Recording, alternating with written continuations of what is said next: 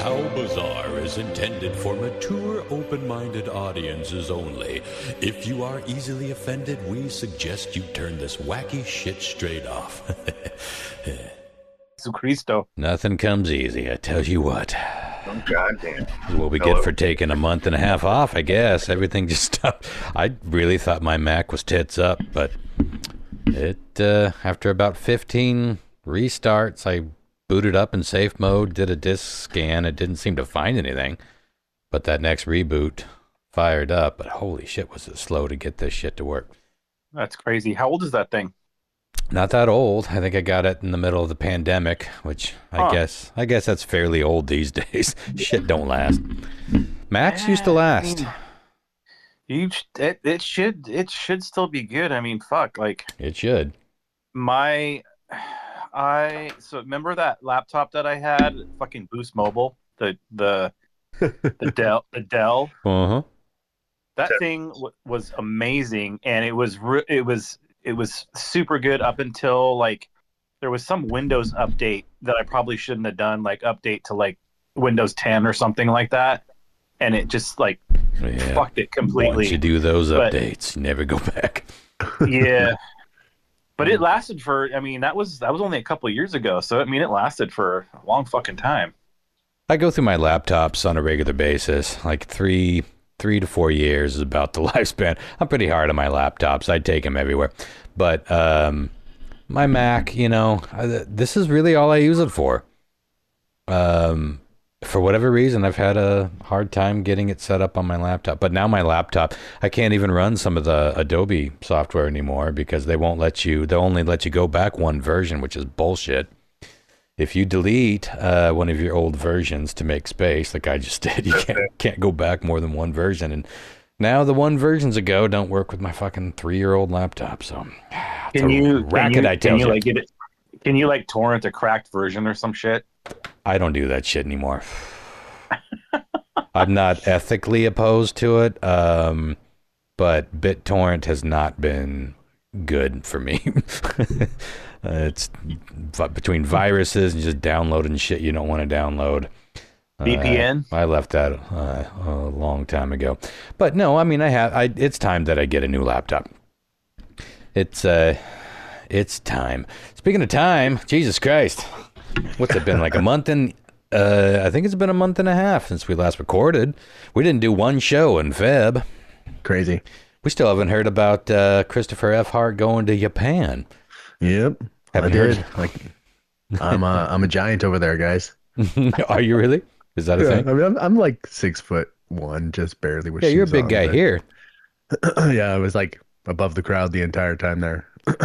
Did that feel good or weird? It felt fine. I like, we're all, I mean, we're all fairly tall. I mean, Lyle's like 6'1", 6'2". That's all you, Lyle. Uh-huh. Yes. Anyways, I thought I heard Lyle in there a little bit ago. He was here too. Yeah. It was great. We, I will say this: the flight was brutal. 10 hours. Yeah. On a flight, crammed in between two people and a screaming child behind me. Yeah. Were the people you were crammed in between? Screaming child. Yeah, no shit. It was great. I struggled with food a little bit. Mm-hmm. Lots of seafood, which is fine. But then like we didn't know how to read. Like we were starving and like, we'll just stop here. It looks good. I see a chicken on the menu. Yeah. And like the number one food that place would serve was raw horse meat. Oh yeah. Yeah, it's a different world. I said, nay. Nay. I guess we better giddy up to the next we did Disneyland for a couple of days over there, which was really cool. That's a very queue-oriented culture. They don't mind waiting in line for things. So like anything had a line. Yeah. You want to get popcorn? 15-minute wait for that baby. Yeah. You want to go on a ride? You might wait 3 hours. So that's pretty typical of big cities, though. Yeah, I mean these days. Like, I feel like that's kind of Seattle typical now. If you had to Maybe guess, not popcorn. Now Tokyo is bigger than Seattle. Oh yeah. But if you had to, and John Mark may know this because he's so fucking educated and traveled, but Hmm. if you had to guess, how much bigger is Tokyo than Seattle population wise? All of Seattle and all of Tokyo, how much bigger is Well, I feel Tokyo? like Seattle is what, around 1,000,000, I eight Just think hundred under. thousand, something like if you Yeah. that. count the greater area, it's like 2 million or something. But Is it really? I would I think guess so. Tokyo to be closer to 10, maybe. And Interesting. I So feel like maybe I it's like might be 10 low on times. that. I don't know. Asia gets crowded. They utilize their space way more than us honkies. But yeah, John I Mark, have no how idea. much? John Mark? I was gonna guess something About around the 10 times. same 10, 15. Yeah, I don't know. 10 mil? Tokyo's 47 times larger than Seattle in Wow. population. Isn't that fucking crazy? I had no Does idea. that mean I like thought it was 40 smaller. million? Yeah, it's like 47 million or something crazy. Jesus Christ. It's crazy. It's a mega city. I've never been to Yeah. one like that, but Yeah. But it's way we did more some cool shit. sprawling too. I mean, like geographically, it's way bigger than Seattle. Yeah, has to be. I think so, Maybe. but I also They think build that up. it's such a concentrated area. Like it's crazy. Yeah. And you know something else? They don't have hardly any car deaths, like auto deaths in Tokyo. Well, do they know why? It's partially because a lot of people take transit because everything's so easily accessible, Hmm. and it's smart design the way their freeways and highways are laid out, a little less like complicated. Yeah.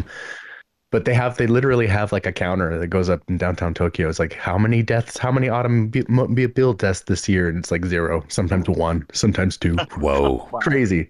In the But entire city? yeah, I mean, I think there's more going on there, but we had a guide tell us that, and we We've saw the had like counter, and 10 we're in like, that's Wenatchee crazy. just this year. It's 2 months I in. know it's fucking wild, but Huh. we did Disneyland a couple of days, which was cool. But I think the coolest thing we did was we hired a guide to take us around for one day, Yeah. and it was awesome. So he'd picked us up at like 6 in the morning, and we went to like a fish market first, Yeah, there you which was go. He it can was tell like you where to eat. totally, and like it was great because he'd take us places and he'd be like, I'm gonna park in this parking garage, go down this way, go down that way, text me when you need me, otherwise I'm gonna fuck off. And that was great. And he did that all day long. He just took his places, He and just starts if we had whacking it. questions, yeah, he's like, Like, I oh, got Jesus. business to attend Okay. to. Yeah. But we went up in the Sky Tree, which is the tallest building in Tokyo, Hmm. and it's How over tall? 2,000 feet. 2,000 feet. Okay. It's over twice the size of the Space Needle. Yeah. And I remember like seeing it in the distance, like, man, that looks tall. And then we got there and we were like literally came out from there's a lot of malls. So it's like there's a mall at the base of it. We came out from the mall and I looked up and I was like, no fucking way am I going up there. Like it was so scary to look at from the ground. I was like, I don't know if I can go. And I'm not scared of heights or anything, Right, but that's a but long we did it. elevator ride, right? It's Or does it 23 fly? seconds. What? It's Whoa. and my ears popped three Oh, times that on the fucks way with up. your head. Yeah, it was weird.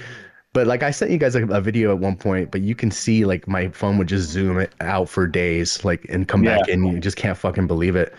Yeah. But that was crazy. Had some good times. I think one of my highlights was I found this. Me and Ember found this little bar down some corridor in downtown Tokyo, and I was like, let's stop here and have a drink. And we walk in, and there's like one fucking dude at the bar, and it's this beautiful mahogany bar with bottles for days behind it. This little Japanese dude just chopping ice out of this giant fucking ice, like a big old fucking cube of ice, and he's macheting it into little pieces for his drinks.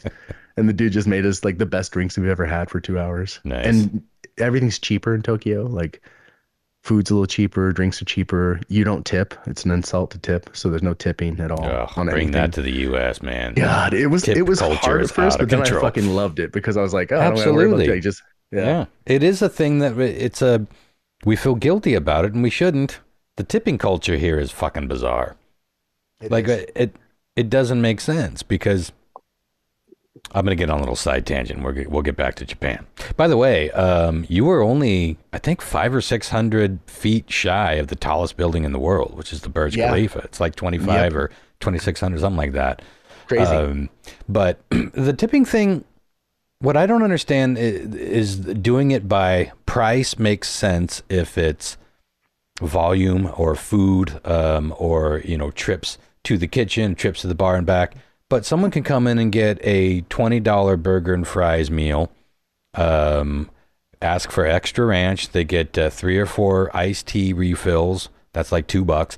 they can spend like 20 or 30 bucks on multiple trips, food being cooked in the kitchen, carried from the kitchen out, food being bussed away. That's all that work that server does. Meanwhile, I could be one table over drinking 2 whiskeys that takes 10 seconds to pour and half as much time to put it in front of me. They have 1 glass to take away at the end of the night. And my tip is supposed to be bigger than the tip of the dude that just ate his weight in fucking cheeseburgers and had multiple it doesn't make sense. Anyway, side tangent. I'm going to get back to Japan. Favorite things that you saw? Did you see the rockabilly dancers? I did not see that. We went to the oldest temple in Tokyo, which was really cool just to see. Are you the Buddhist shopping now? was really fun. What'd you say? Are you Buddhist now? Did you convert? No, I didn't convert, but I'm thinking about it. So there's still time. Of all the religions, I feel like Buddhism's pretty sweet. We went to so many malls, man. Did you go to one that was underground? I don't know. We went to, they were all like 7 or 8 floors. Like they were crazy. We went to like Shibuya Crossing, which is like downtown Tokyo. It's like where 1 million people will cross the sidewalk every day. It's like Times Square. Yeah. That was nuts. The culture is so cool. Like I love how kind everyone is. Like the bowing. I love the bowing, everything. Everyone's just like kind, you know. Yeah, but the younger culture, they're kind of dicks. They don't give a shit. That's refreshing. Yeah, we went to Tower Records then in downtown Tokyo. Oh, nice. Which I thought was going to be really cool. Like, okay, it's going to sound like I'm talking shit about Ember's daughter. We took her 19, just now turned 20-year-old daughter as a graduation present for graduating from hair salon. And the girl is so I get along really well with her. Her name's Brooke. Fuck it. I love her. Brooke and I have a great relationship. She's like going through an emo phase, so she's like way into all the music I was into 20 years ago. Yeah, it was like really I've seen pictures of her at the fashion computes. Yes, and the poor girl has no like sense of saving money or anything like that. So she like had like $40 to her name when we left for this trip, and I gave her some money for graduation, and Amber gave her some money. We get there day 1, she blows it all at a mall. Sure, like, what are you doing? Like, girl, we got like 6 more days here. We haven't gone anywhere cool. We're at a fucking mall. Yeah. And like, so we get to Tower Records like day 5 at this point. She has $40 to her name her mom gave her, and she disappears at Tower Records. We find her on the 7th floor, and she's got a cart full of compact discs. They're coming back, man. 20. They are 20 coming back. Them.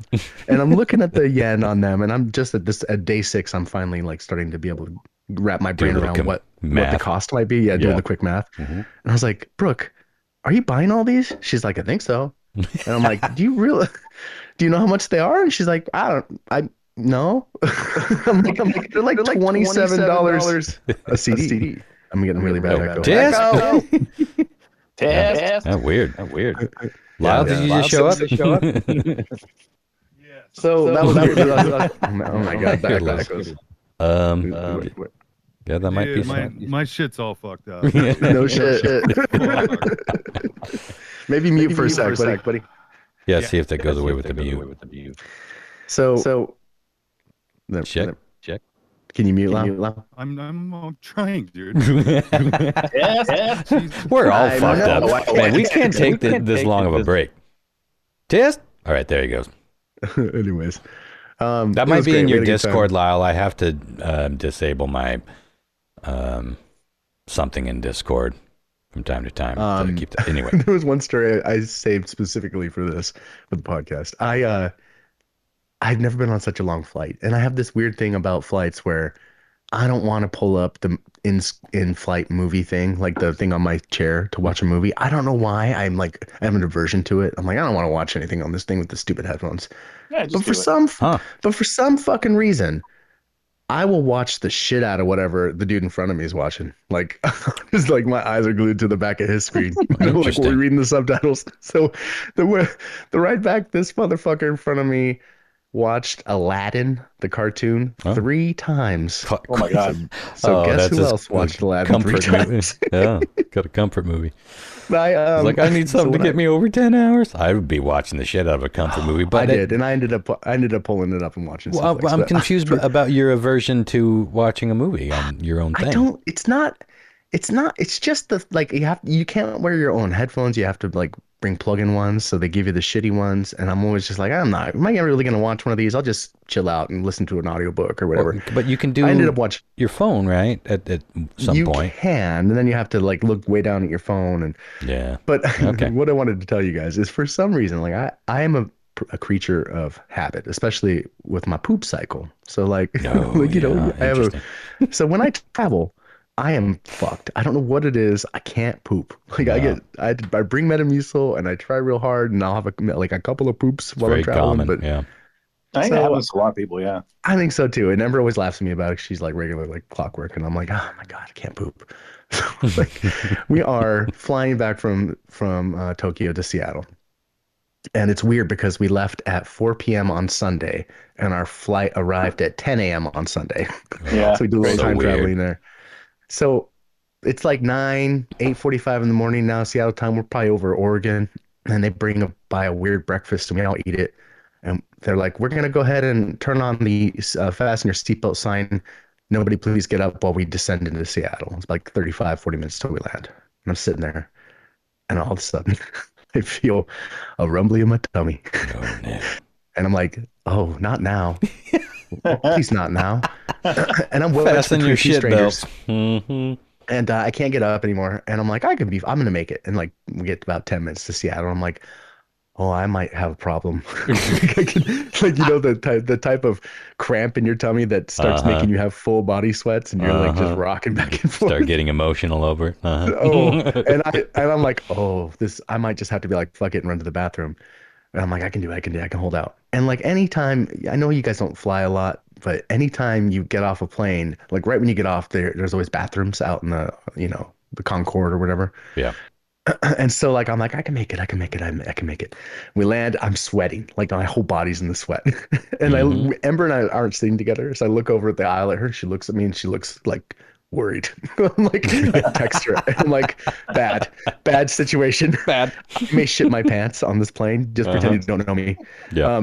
I was like, grab my bag out of the top if you can. It's over by you. I'm going to get off this plane and run to the bathroom. And we're at the back of the fucking plane, so I have to wait for everyone to get off. And I'm just like, oh my god, I'm gonna die. Yeah. And I get off the plane and I'm like, freedom, I can do it. And I look and there's like no bathroom. And I'm like, oh my god. Oh. It was 2 miles. I had it tracked on my watch from where we got off to where I could get Holy to a fucking shit. bathroom. 2 miles. It was the longest escalator ride I'd ever experienced. I'm running up the fucking escalator. Excuse me, past people so I don't shit my fucking pants. Jesus, this is on your way home. This is in Seattle. We're in Seattle, and I'm like, oh, because the international planes land at a different spot in the fucking airport than the regular domestic ones. Well, there's a phenomenon called latchkey incontinence, and it's anyone that, even if you're just on like a road trip and you're like, oh, I kind of got to pee, but I'm only 25 minutes away. I can hold it. And then you're fine until you get like within 4 or 5 minutes within your front door. And then your brain is like, we're so close to the toilet. And that's when, like, it's a proven scientific thing. Yeah, sure. There's a whole name for it. So you were experiencing that, plus having the unbenefit of being irregular and maybe perhaps a little backed up. It was an experience. I made it though. I didn't shit my pants, guys. I've never gone to the bathroom on a plane because I've only flown, I think, like not even 3.5 hours at the most. Like I've never, like, no, I've never walked back to go to the bathroom on a plane that I can remember. Yeah. And I think I sweat out any of the booze that I'm drinking because I'm always nervous up in the air. Go ahead, Lyle. When I'm in dialysis, I got 5 hours to kill, so I watch like ridiculousness for fucking 5 hours straight. Aladdin 3 times straight. Well, yeah, I feel you, but like they had to have videos of like people shitting in public, and now I know why. 100%. Look, we're fragile creatures, and look what we're putting ourselves through. There's nothing natural about travel, if you really think about it. Not modern travel. Lyle, you sound good, but if you can give yourself a little more volume, that's my mixer was unplugged, dude. I'm trying to do everything, and I'm telling you, from my fucking computer. You would not believe what I just had to go through over the last hour to get my computer up and running. It's like, and it's been on the whole time. I just had to get cute and reset it. It's like, it's been on a week.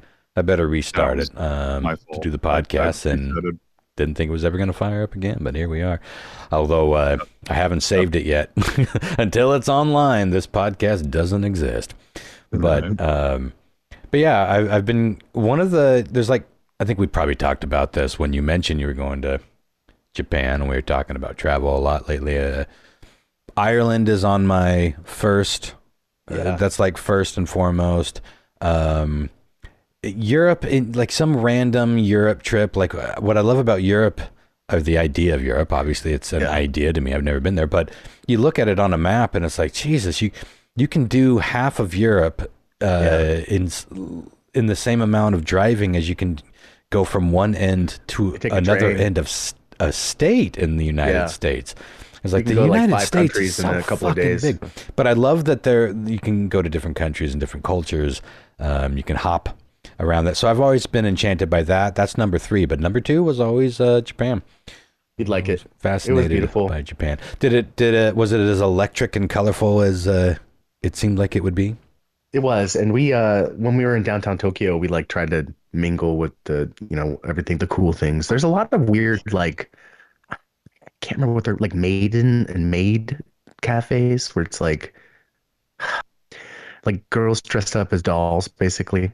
And it's not like strip clubs, but they they stand outside on the streets and try to get you go up into these cafes where all the waitresses are dressed as like, not schoolgirls, like dolls. Yeah. Like, that's the way to describe it. And it was a huge deal. It was all everywhere. Those are the kind of places where if you know the right password, they'll take you to the room where the good shit happens. With that, I bet. They'll shit on you.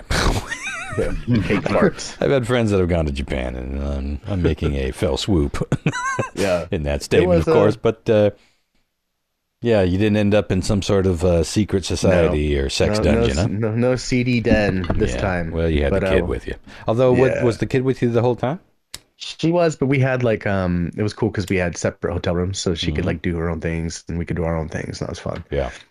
Yeah, it was a good time, man. I'm really glad I got to see it. I don't. Am I ever gonna go back? I don't fucking know. There's a lot of places that I'd like to go. Yeah. But we have 2 more trips booked. Yeah, you're going to New York. Where are you going after New York? We're just going to downtown New York City. It's so stupid, but there's this band I really am fond of called Tiger Cub from the UK, and every time they put something on, I'm just like, this is a fucking band that speaks to me, and they never tour over here. But they announced one random ass show in New York, and I was like, dude, I was talking to her, I was like, I really want to go to this. And she's like, we got miles on this car. Let's just do it. And I'm like, yes. We fucking booked it. Yeah. We're going to go for a few days to New York. So, fuck yeah. Chris, you're a little digitally sounding. Is your setup any different? No, but who knows? It's fine, but you're not like cutting out or anything. It's just a little, whatever. I feel like we're fortunate to even be recording after all the fucking snafus that we've gone through technologically speaking. But yeah, I'm envious of your travels. I have been doing some deep, thorough cleaning. I had this weird epiphany not that long ago, and I don't want to like be all dark or anything, and I don't have like any like serious reasons to feel this way. But I just was out on a walk not that long ago and had this overwhelming feeling like you're gonna die soon. And dude. Now soon means, I do that enough with all of us. No shit. Well, soon can mean, I'm 50 and I 10 have years, could be 20 years. I have gone through various states of taking care of myself. I'm healthier than most people I know, but unhealthier than some. And in my family history and everything, whatever. There wasn't like one specific thing, but there was a few things weighing on me, and it was just like looking at my life, and I've lived in this house for like 30 years, and I've amassed so much stuff, and I just got this overwhelming weight on my shoulders. Like, if I die today, I'm leaving all this bullshit for somebody to figure out. And we've kind of talked about this before. I remember when your dad died, Chris, we were talking about it, the importance of leaving a will and the importance of leaving a clear plan. But there's also, I don't want, like, there is so much shit in this house, and I've resisted the term hoarder.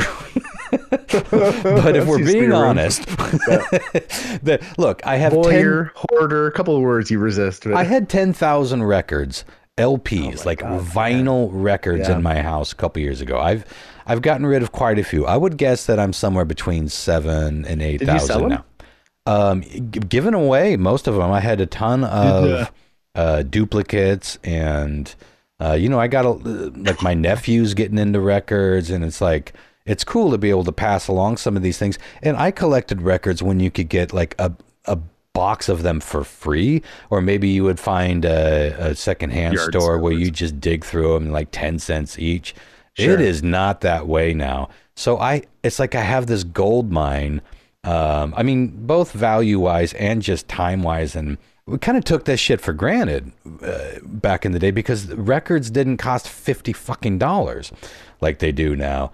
But I also just have this weird thing where I have a hard time throwing things away. Like someone will buy me a gift that I don't need, I don't want, but I can't just like throw it in the garbage or take it to the Goodwill. I set it aside somewhere, and 3 years later I'll deal with it. This is hoarding, yeah, for sure. It's hoarding, and I'm not. It's not like I have a booger wall and a rat's nest of old newspapers. Set yourself free. Get yourself a booger wall, son. You clear out those records and make your set your booger wall up. You make like a topography map out of your boogers. It's just like it's a wall of dirt. Do you see the peaks? It's like, I'll never forget that bug. But so I've been overwhelmed with this feeling of like cleaning out my house and not leaving everybody or anybody stuck with dealing with my shit. So I have been. There's a term for this, and I can't remember what it's called when you start doing this. Purge? No, not purging, but like when you actually are thinking of like you don't want to leave something awful behind. I'm trying to downsize in all the ways, and nobody needs this stuff. I certainly don't. So there's been a lot of like digging through my past lives, and it starts with just a couple years ago, and then that was in the pandemic, and then there was radar station. That was that wife, and that was the other wife. So there's all this emotional stuff, but then you realize very quickly how trapped we get when we own a thing. And I've been talking to a lot of people lately who have been bemoaning the fact that they can't afford to own a home, and I try not to be like it's kind of a privilege standpoint to be able to say, oh, you don't want to own a home as a home. You know what I mean? So I try not to be like preachy like that, because I do realize that I'm fortunate to own a home, and I bought a home when you could afford to do it. And even with a couple of refinances, I'm in a place that I can afford it, even with my scraggly ass little paying for everything based on a magazine. When you move, though, it's when you usually eliminate like 50% of your shit. Well, I haven't moved since 1998. Exactly. So you're 30 That's years crazy. Deep. You're 30 years deep and just collecting shit. I was the same way when I moved. When I moved into this apartment, I literally threw all my furniture away. I mean, it went to the landfill, and then everything else I took to Goodwill. It's like solo flexes, fucking. I mean, like I dumped everything at the Goodwill. At some point, you have got to throw away perfectly good shit. Not in the garbage necessarily. You donate it, but you get rid of it. You can't hold on to it. And see, it's easy to shovel out the garbage, but most of it, like, I'm not that kind of hoarder. The guy that I bought this house from was a hoarder in that he kept garbage. Like he just wine bottles, like everything. But I joke that when he died, his spirit haunted this house, and he's turned me into a hoarder, because I was never like this before. I was always fairly simplistic. I was a minimalist more than a maximalist, and both in just scope of what I own, what I need, and what I want, and in design. But anyway, long story short, my desire to be free enough to travel around is really setting in, as much as getting ready to die. And again, I'm not saying that in a morbid sort of way, just a practical sort of way, looking at, I'm entering the final stages of my life, even if there's another 20 years. I'm 50, so you start looking ahead. And there's a lot of simplifying that I'm trying to do, and one of those things is just this house is a lot for one person to own. It's 3 stories. I got a farm. I got tons of animals. I got chickens. I got tenants that live in the first floor. I got half an acre of property that I got to take care of. And it's just a lot. And that plus all my other responsibilities is like, I want to fucking be free. I want to be free to go travel, bruh. And it's not like I have to get rid of all of those things, but I got to start simplifying. And, if I go take off for like a week somewhere, no one's going to put out that magazine. That is the first thing that I want to fix. But along the way, I'm also fixing my house being in a more practical situation where someone can step in and run it for a week. On things is that like everything you could do on the road. So like if you really wanted to, you could like ditch for a month. And is that true though? Take the magazine with you. Yeah, but it is for me for the magazine. What you can do is if you minimize enough where you get all your personal belongings locked up in a certain room or something like that, you could rent your house out as an Airbnb for a month. Yeah. You know what I mean? And then come back to it a month later, and then like everything's even better because you got like rent already kind of paid, and then, it pays for your trip. And with how much shit you have in your house, you could like theme it different every month. Like, come stay at a legit UFO. My house would be super fun to stay in. Come stay at an Egyptian pyramid. Poop with the Egyptian gods. Yeah, no, it is, and that is. Do you like to put your girlfriend in a kennel? Boy, do we have the rental for you. We've got adult sizes. 3 different sizes. Yeah, I mean that is sort of along the same lines. I wasn't thinking Airbnb, but definitely, I want to. My house is not a turnkey operation right now, like I think most people's houses are. Like you just, here's the key, come inside, and it's like my house is kind of a fucking disaster in a lot of ways, and it takes some. It's like you got to know the secret places, and you got to know that I have animals upstairs that don't mingle with the animals downstairs, and it's just there's simple things like that, and then more complicated things like it's just a weird fucking setup, and so I'm trying to simplify that. But yeah, I mean, to Lyle's point, I mean, I did that when I took Lyle over to Seattle. When we were in the hotel, I was finishing that. We were sending pages out for the magazine that night. That's why I had to get back into town to approve them and pick them up. But so I can do that to some degree, but I don't want to carry my fucking work with me on a trip because,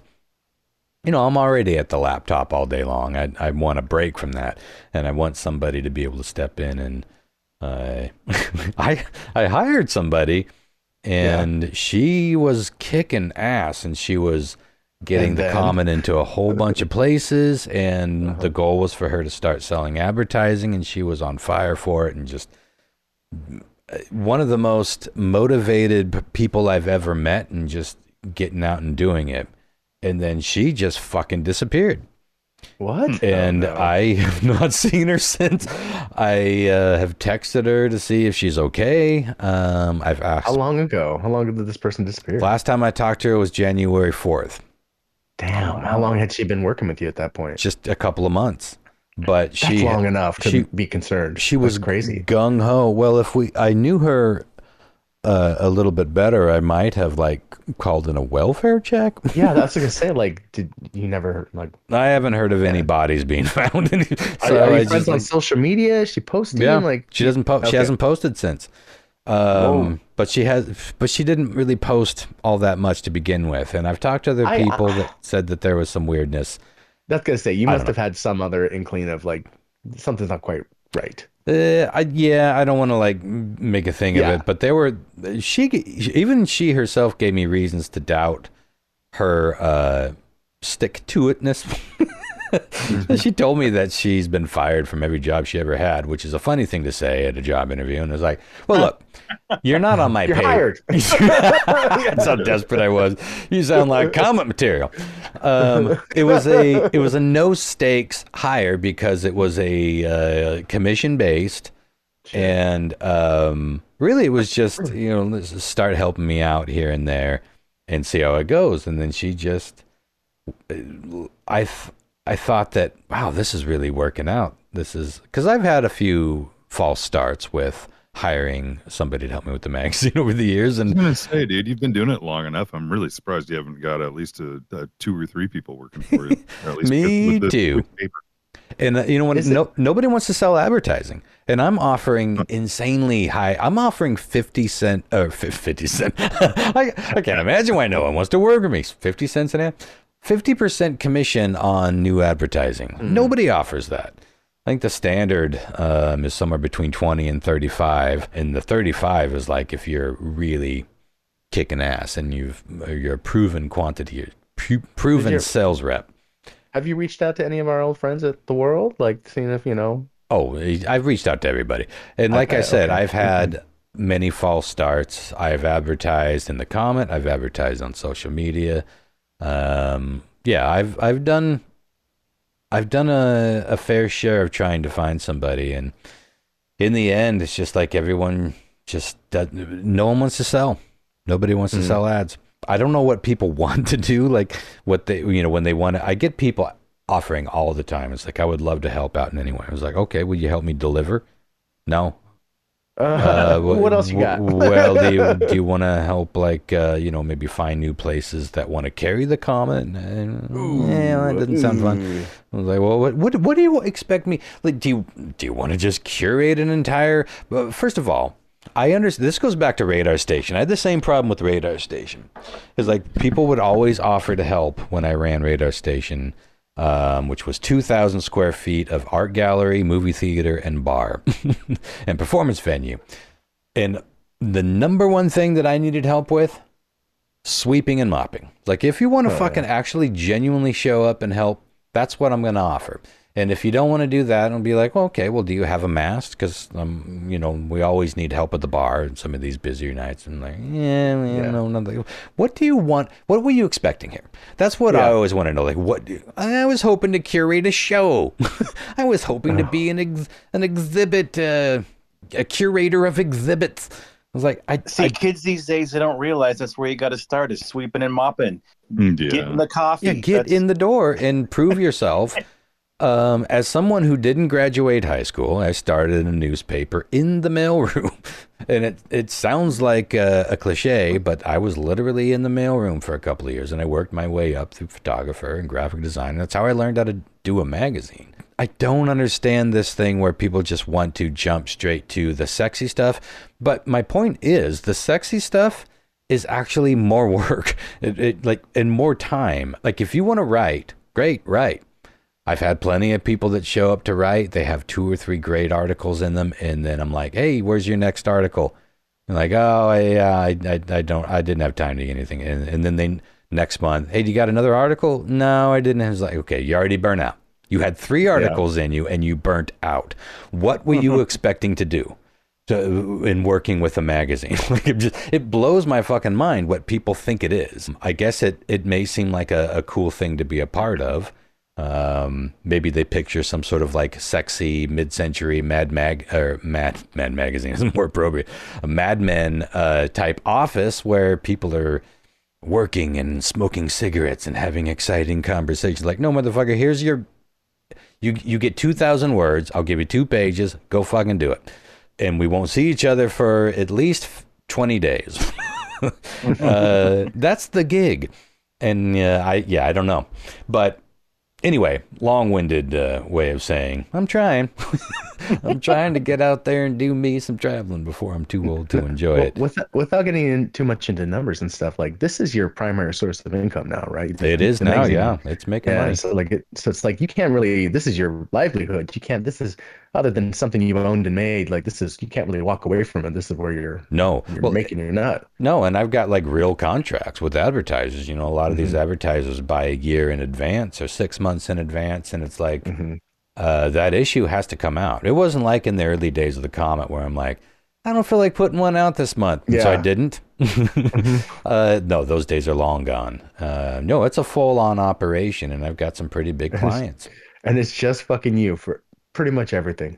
Well, I'm doing 100% of the layout and the design and the pre-press and all of I'm doing 80% of the delivery. I've got some help with delivery. And I ship them to, other towns, and I have people in those towns that help me deliver. So I've got help, and Sarah helps me proofread and does some contributing from time to time. And I've got some contributor writers. But Yeah, no, it's about 80% me in terms of the overall time, and it's nonstop at this point. It's 48 pages every month, and you wouldn't believe how quickly print day comes up. In these shorter months, we're printing 2 issues in 1 month. If you have an early first Friday against a late first Friday, you got 2 issues coming out within like 25 days. So it's a lot, but it's a good life. I mean, I'd like it. It's almost like breathing at this point, but I would like to have someone else take it over from time to time. And again, I've had these false starts, and once you rely on somebody to help you with something, and this is true of any aspect in life, career, home life, whatever, once you rely on somebody to help you for just a little bit and then they disappear, you're worse off than you were before you had that help, because you adjust, and you start taking on other roles, think, well, now I can afford to do this, or now I have more time to do this. And then when they peace out, you're like, oh no, now I have all this and that, and then I got to make up for lost time. It's frustrating. And I don't know, the pay is good. So I don't understand it. It's just people don't want, it's not a job that people want, because the bulk of it is selling advertising. That's what I need someone to do. Nobody wants to work, Ron. That's what we've learned these days. No, people love to sit around and talk about writing, but they don't want to write. People love to sit around and talk about making movies, but they don't want to make that first movie. They love to sit around in coffee shops and bars and swirl wine glasses at art gallery openings and talk about this big project that they've been working on, but they don't want to go do it. It is, and I've known that. I've known that ever since I got a hair up my ass in my 20s and decided that I want to live a productive and interesting life. And once you live a productive and interesting life, you realize how few people around you are productive and self-motivated and, driven. So, anyway, that's the gig right now. And it's just the roster keeps on trucking. I can't believe that. I mean, the magazine just keeps growing. We're going all the way up to the Methow Valley and all the way down to Tri-Cities, which, for anyone that doesn't know Washington, that's basically the entire north and south region of the central part of the state. I got Dambert helping me deliver up in Methow. He lives up in Twist. No kidding. So I got Chumbawamba delivering my magazines. If you would have told me that 30 years ago, first of all, that I'd be running a magazine and it'd be successful and appreciated. And at some point, one of the guys in that video that was always on in 1998 would be helping me deliver. Well, I would have probably said, I doubt it. And here we are. Did I tell you guys that I almost choked to death on glass at the bar? Yeah, that was the last time we talked. Was that on the podcast? I think so. Okay. Wait, was it? I can't remember if it was on the podcast. Delete this. No, I don't think it was. It was all text. I think it was over text, and I was like, "Holy shit!" I think, man, I don't know. Well, man. I'll cut it out if I'll go back and look, but I don't think I talked about it on the podcast. But I don't think you did. I think that was on our group chat. I was sitting in my usual joint, working on said magazine, and my usual 20-ounce mug of beer set out in front of me. Now, I don't know if you're like me, but when you get down to like the last, not quite a full inch, you just down the hatch, push the beer aside, you're ready for the next one. Sure. I had done just that, and then it was a pretty busy night out the pub, and I was swallowing, and then I was like, oh shit, there's something in there. And I thought, at first it felt like an ice cube, like a jagged ice cube. Like, what the fuck is in there? And then I remembered, right before I started panicking, I was like, oh shit, about 15 minutes ago, someone behind the bar broke a glass. And it was a very loud break. And that was in the back of my head. It was like, oh my God, there's a shard of glass in here. And I had a full mouthful of beer. And I just panicked. I just kind of like let it fall out of my mouth because I didn't want to I didn't want to move because I could feel the glass working its way down my throat. No way, it was that far. Ugh. It was just starting, like it was at the back of my tongue working its way. It was about an inch long shard. Wow. That was the size of it, actually, as scary as it was, especially when I pulled it out, that it was good that it was that big. Otherwise it would have just gone down. But I was able to like, I had an inch full of beer in my mouth, and it was just like dripping out, and everyone in front of me was like, what the fuck is happening? Like, what is that guy doing? And I saw everyone looking at me. I was like, I don't know what else to do but let it fall out. And then I slowly reached back, and also making me gag thinking about it, and I almost made myself gag grabbing it, but I got a hold of it, and then I very gently pulled it out, and it was a triangle shard about an inch long and maybe a half-inch wide on the wide part and razor sharp on the pointy part. Dude. And it had cut the back of the roof of my mouth just before the dangly thing, the Uba Mandala.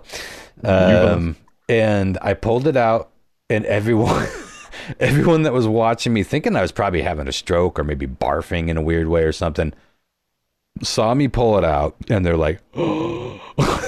And I'm just like, I'm looking at it, the light's catching it, and it's like a fucking Pink Floyd prism with the rainbows shining through it. And I'm like, Jesus Christ, this was halfway down my fucking gullet.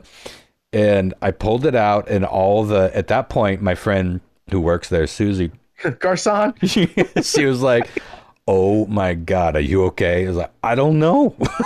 Like, I don't, like, I was in such, it's one of these things, like almost like having a medical experience in front of people. And it's like, everyone's watching you go through this thing. Totally. Yeah. And they don't know what to do for you. They know something's wrong, and you know something's wrong. It's like embarrassing and weird, but it's like, I couldn't be bothered with that. I just need to get whatever the fuck this was out of my throat. It was fucking traumatic. We pulled the glass out. Dude. I got a picture of it. Oh yeah, send it. But I couldn't. I thought I got a picture of it. I tried to find it, and it's like I might have accidentally deleted it, cleaning out my phone. But just trust me when I say it was about. It was like a skinny guitar pick in size. And Susie saw it, and she was like, "I cannot believe that shard of glass was in there." Now, the girl that served me the beer felt horrible because she was also the one that broke the glass. And the owner of the establishment heard about it later, and he was like, holy shit, are you okay? Everyone felt horrible, and I wasn't going to be a dickhead about it. Obviously, they comped my drinks. Free meals. I wouldn't have been a dick, but dude, you almost died. They comped my drinks. I could have died. That I could have been very, very severely injured at the very least. And I was bleeding. I got up and walked to the bathroom. I didn't realize how much I was bleeding until I came back and I saw the trail of blood that I left. So I went back and got some napkins and wiped up my trail of blood. And then I sat back down and had the rest of, not that beer, but let me tell you, the Ronster no longer chugs the bottom of that beer because that thing sat at the bottom of my beer the entire time, and I never fucking noticed it.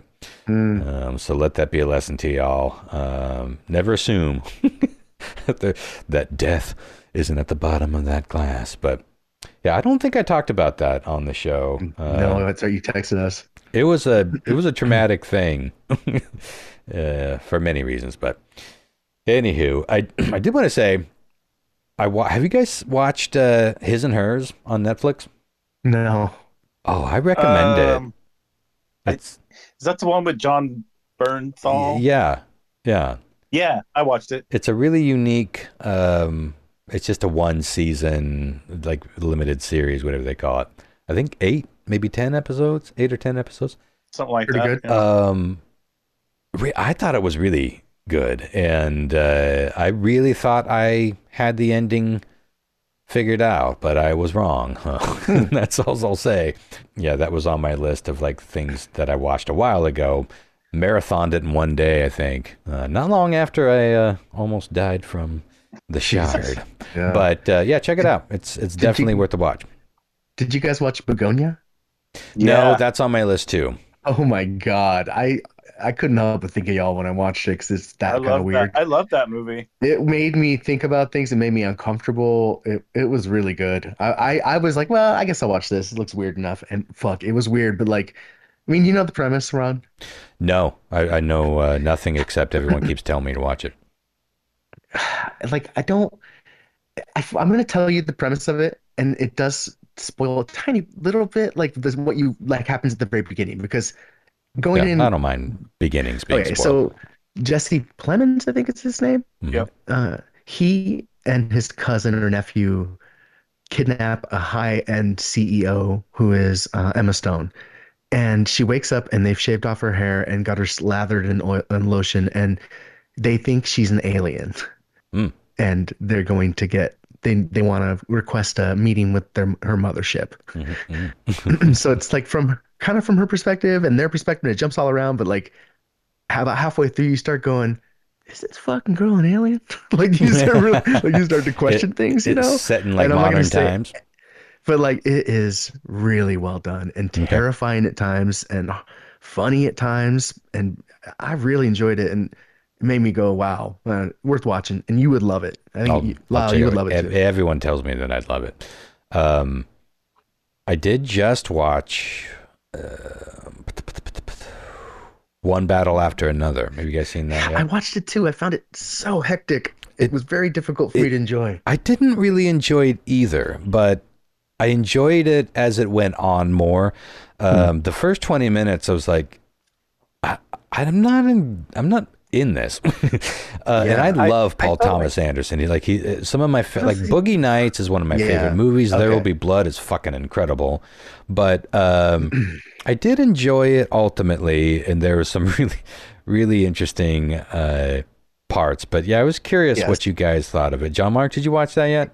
Yeah, it felt like when I watched it, I was like, I'm glad I watched it, but I'm not I'll sure. never watch it again. Like you were saying, like I'm not sure if I really enjoyed that experience. Yeah. But at the same time, I was like, I feel like I need to watch it again. Well, there are things that I kept waiting for more explanations from, and it's not like major. It's not like they're, it's not like some David Lynch like, whoa, what the fuck was that? The movie is pretty cut and dry, but there's like the Christmas. Oh yeah, the Christmas Club. What was it? The Christmas Adventurists or something like that. Christmas Adventure Club or something like that. I was like, I expected to get some sort of insight as to what that is, but you just kind of got to take it for what it is. But I think I think we know what it is. Well, I know, but I expected there to be more explanation of why those terms, why that. You know what I mean? It's like I didn't. Sean Penn in that movie was fucking wild. Oh my god! What a believable role. He plays such a perfect modern. Yeah, what the fuck? What was there's his a modern name again? type. Like, oh yeah, what was it? Lockjaw. Lockjaw, yeah. Oh my god, Sergeant Lockjaw. His last chapter in that movie. No, there's some good stuff, and maybe I will go back and rewatch it. But I don't know. The reason I brought it up is because it seems like that movie had a lot of buzz. I don't think it did well in the box office, but it seemed to have a lot of buzz behind it. And I love Paul Thomas Anderson. I can't think of any of his movies that I don't at least like a lot. And Boogie Nights is one of my favorite movies. Magnolia was, I think, right after Boogie Nights, right before maybe. That's the one where Tom Cruise plays the role he was born to play, which is the 1-900 Tame Her. You remember that? He's like, I know I saw it years ago. It was a precursor to the dude bro podcasters, the manosphere podcasters, where it's just like super misogynistic dude telling other dudes to reclaim their manlyhood. Tom Likas. Yeah, but more like, what's the new guy? Andrew Tate. Yeah, that kind of stuff. Yeah, but in Over the Top back in the day, but it's not over the top, and that movie's got to be close to 30 years old. Boogie Nights came out in the 90s, so, and I can't remember if Magnolia was before or after, but those are two amazing movies. What else? He did Well, There Will Be Blood is probably going to go down as his. I don't know. I think Boogie Nights. See, Magnolia and Boogie Nights, and he did Bottle Rocket. Yeah, No, wasn't that that's him? Was that that's the Wes guy Anderson? That's is it Wes Anderson? Yeah. that's that. Cool. Yeah, that's the other. That's the other Anderson. What is the? God, there's a movie he did. Well, I just look it up. I guess Paul Thomas Anderson. But his earlier movies were so unique to him that when he went on to do things like There Will Be Blood, it was incredible, but that was doing somebody else's writing. You guys have all seen Boogie Nights, yeah? Yes. Oh yeah. That movie is fucking incredible. I think we talked about that recently. That was Leonardo DiCaprio. He turned that role down because he went on to do something else, and he regretted it. It went to. It was like the one. It's one of those things that you can't imagine anybody. A Punch Drunk Love. That's the one that I was trying to. I think love of. that movie. Okay. That was what came after Magnolia. So it was the Hard Eight. That was his first one. So Hard Eight, Boogie Nights, Magnolia, and then Punch Drunk, Punch Drunk Love, baby. And then that went right into There Will Be Blood. Oh, he did Licorice Pizza, which I didn't see. I tried to watch that and I hated it. Oh, I didn't like. There's something uncomfortable about the preview to me. I don't know was it an underage girl? Wasn't it? Or no, an underage it was an boy underage or something? guy and an older girl. And we watched about half of it, and I was like, I just don't know where this is going, and I'm not enjoying it. Yeah, that came Am out I in getting old? No, it's everyone else that's out of touch. Well, I think It's the children who are wrong. I mean, exactly. The Epstein stuff was starting to take hold of that era, and I think wasn't it like just a few years ago? Anyway, Magnolia came out in '99. Boogie Nights was 1997. That Crazy. movie holds up forever, in my opinion. But anyway. Yeah, I don't know. I might take another look at one battle after another. But when we were last talking about books, I was doing Stephen King's Under the Dome, and I got about maybe a third into it, and I couldn't get into it. I really loved the premise of it. Yeah. But I'm like, wait, who are these characters? You know, sometimes Stephen King has such iconic and diverse characters, and sometimes it's just, wait, is this Bill or is this Doug? You know what I mean? It's like they're all so, I feel like there is no character development in that story so far. So I gave up on that for a while, and then I started doing the Count of Monte Cristo because all the kids are going crazy about Count of Monte Cristo. Wow. And I've never seen any of the movies. There's a new so is this kind of like a new series coming out? Yes. I mean, I knew the broad strokes of the revenge tale, but I don't know how it unfolds. But it's so good. This one, I'm already further into it than I was, and it's a bigger book than Under the Dome. It's a massive book. You know what I realized is that like Stephen King was one of my favorite authors when I was like in high school or whatever, Mm-hmm. And I think that at that point I probably read like almost everything he'd written. And then, life goes on and things happen and you fall off certain things. And then like I'd read a Stephen King book here or there. And then the other day I was at the bookstore and I realized that I think between like the time that the last Stephen King book that I read that I knew about that was coming out, like, oh, it's new Stephen King. Like I just kind of like all of that just stuff like kind of has missed me. I think he's written more books in the last couple decades than he had like at the time that I read all his books. So it's like, what the fuck? I don't even know what's going on with his. Yeah, he's doing anymore. 2 or 3 a year these days. It's nuts. I'm like, nuts. I've never heard of this book. What the fuck? When did this come? Like George R.R. Martin can't finish the penultimate Game of Thrones book. Fuck off. Uh-huh. I would recommend after you finish The Count of Monte Cristo, the movie that was made in it's like early 2000s with Guy Pearce. It is phenomenal. It is a great telling of that story. Yeah, I'm looking forward to finishing this and then seeing what has been done with it. But there is a brand new miniseries coming out. I don't know if it's PBS putting it out. For Monte Cristo, The Count? Yeah. And Count? I think you would have to the Count, the Count, as we in the know calls him. I think that that's how you'd have to do an epic story like this. Yes. You know, like they're doing more and more. It's great that we do live in an age where you can get these one season, like 10 episodes of a novel. Like it's so much easier to do it. It's still tough to do because, you know, most novels take more than 8 hours to read. The Count of Monte Cristo, my audiobook, is 34 hours. Jesus. Yeah, the Under the Dome, I think, was like 32. You know, I really take our recommendations on the show pretty seriously. Like I started watching that 11/23/63 after you guys said we're almost done with that. We watch shit slower, but yeah, I mean, maybe I'll pick up that Count of Monte Cristo. I think I've actually ever read it. Just watched the movies. It's great. I love how it's written. And you know, that's an old ass book. The classic, as the kids are. But I don't think I've talked about this on the podcast, but I wrote about it on the Comet editor's note. I was writing about this thing that I discovered on TikTok. It's hard to know what's come up on the podcast. But the Booktok thing, did we talk about the Booktok? I'm not sure. Thing where I don't think so. I think I read that. I read your little article though, but I don't think we talked about it on the show.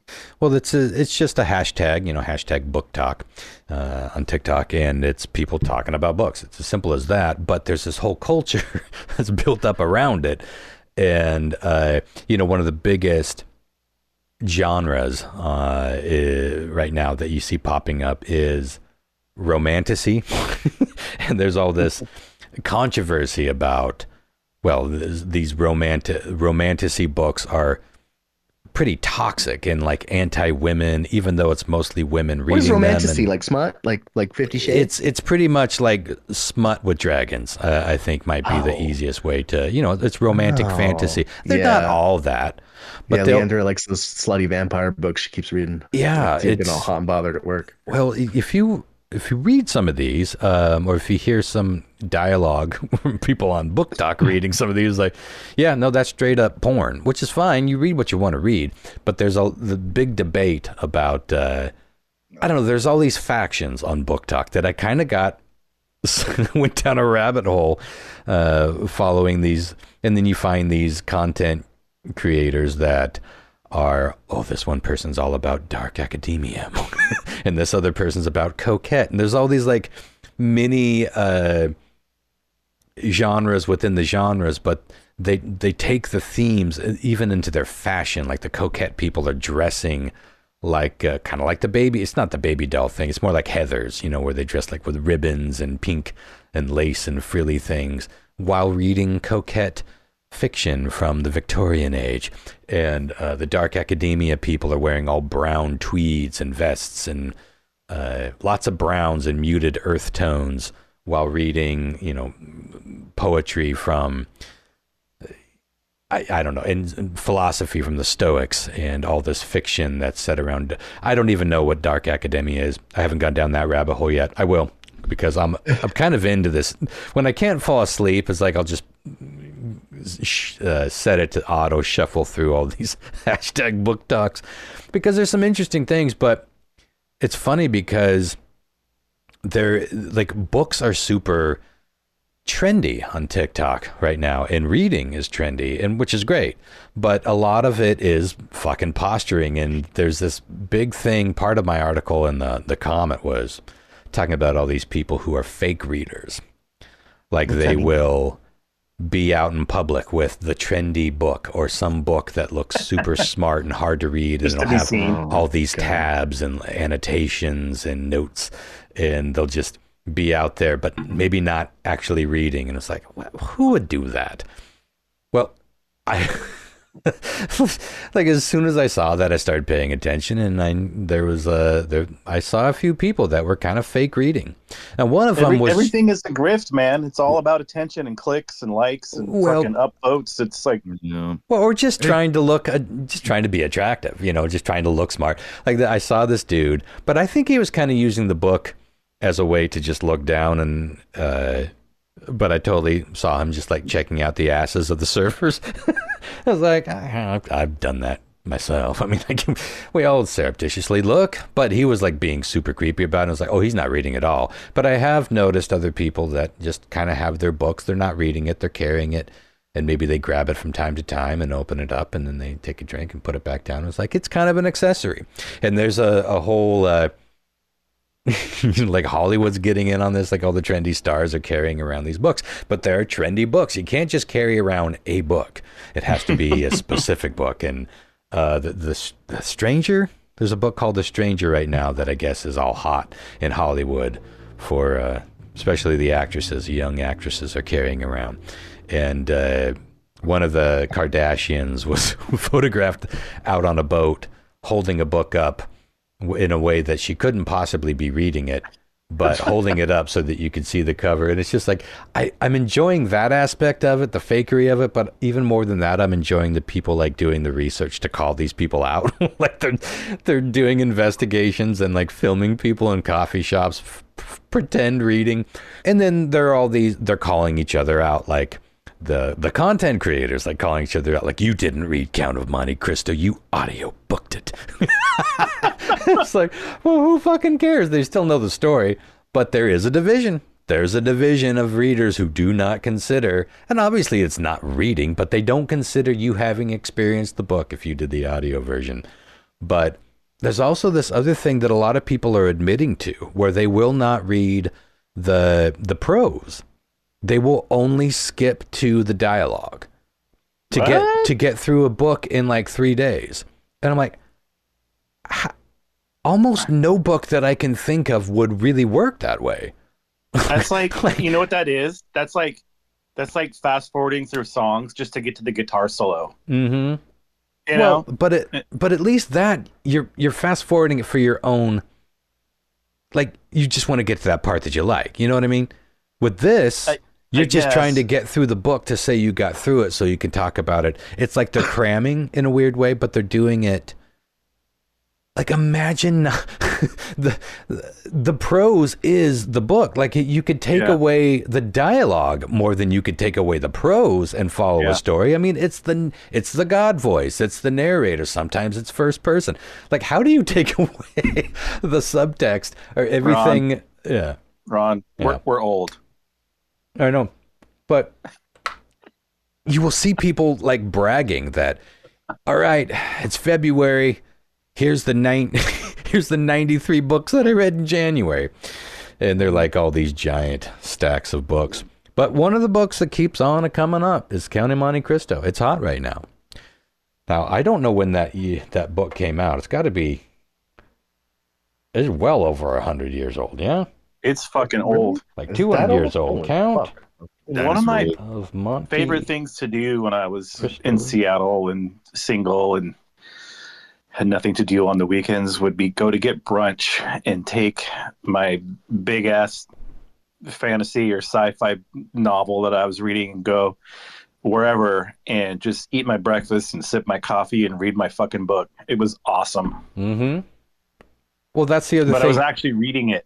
Well, see, the real readers are getting pissed off about the fake readers because now they're being called out for being posers. I'm telling you, man, I've had way too much fun with Booktok.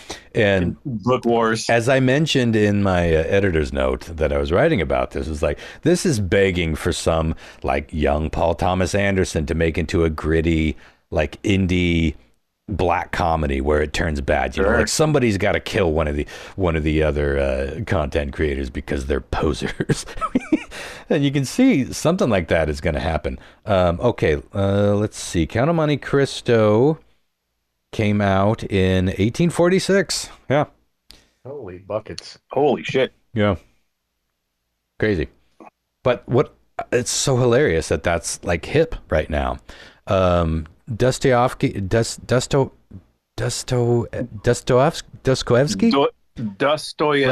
I think. It's funny. I read, now that's Brothers Karamazov, yeah?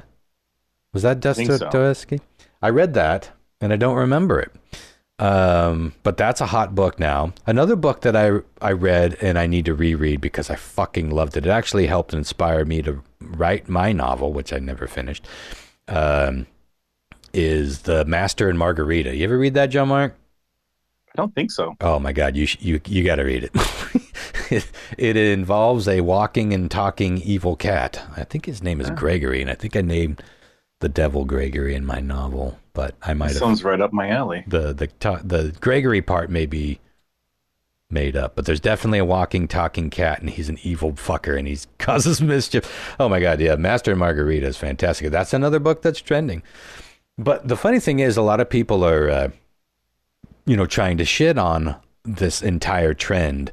And I was like, man, if the worst thing we had to worry about was people reading books, this is like, what a world it would be. But anywho, yeah, if you ever get bored, I don't think you guys are even on TikTok, but for those of you who are, #Booktok, go down a rabbit hole and drink every time you see someone saying, here's my favorite book. And it's Count of Monte Cristo. And it's massive. They love to put down that book and say, I've read this 3 times. It's like, do they slap it down? 1,200 pages, huh? Have you guys seen those ads on Facebook where it's like the people like cooking stuff and they're just chilling their fucking condiments and they slap the meat down? Yeah. You know what? I don't understand. I call them meat slappers. What I don't understand, maybe this is a TikTok thing too, but this thing where people are like doing their recipes and they're like, I'm going to show you how to make this 600 gram protein burrito. And then in my high protein ranch sauce, and they dip it in the ranch and they dip it in a way where it just splunks all over the counter and then drips off the fucking, What is this? What are we doing? Why are we doing this? Is this rage bait? Totally. Do they think it's like it's got to be rage bait, right? 100%. This can't be an ASMR type thing for the eyes because that bothers everybody. Just like, why are you making a mess? It's dripping down your thumb. What are you doing? That is ubiquitous right now. If there's a sauce, they're going to dunk it in a way that it drips all over the fucking place. So I don't love it. So when I first moved back to Seattle, I was working with a guy at this cell phone repair shop, and I ended up I was desperate to find a place to live. And he was like, "Oh, well, you could live with me, and we could share the blah blah blah blah blah." Anyway, so I ended up moving in with him for a few months, and like the way that he would get mayonnaise out of a jar to put on a piece of bread was like so. It was like what you were describing is like dunking the burrito in, where it's like splooshes everywhere. Mm-hmm. Like somehow he would manage to get the knife in there but still get his fingers in there, so the mayonnaise would go all his fingers in the knife and stuff. And I was like, no, what the fuck is wrong with you? Yeah, this is a test. It's just like it would like it did rage bait me, but he wasn't doing it to rage bait me. That's just how he was, like, fuck.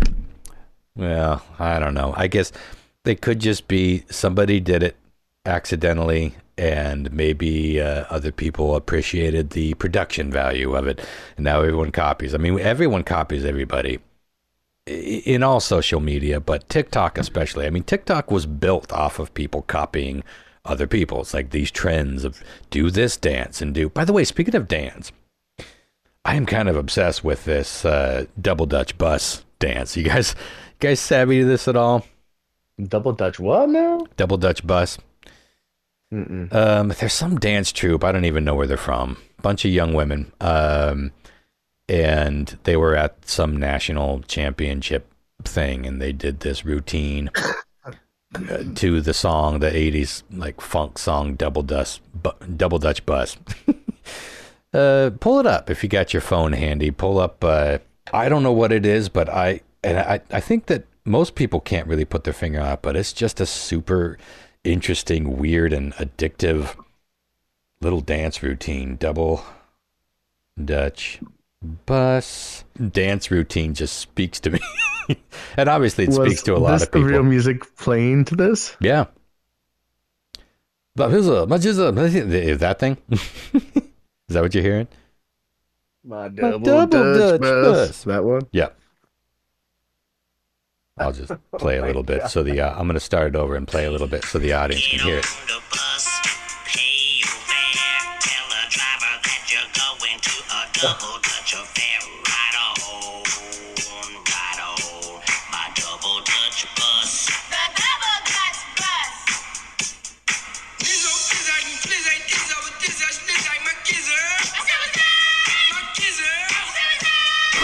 he saying my gizzard?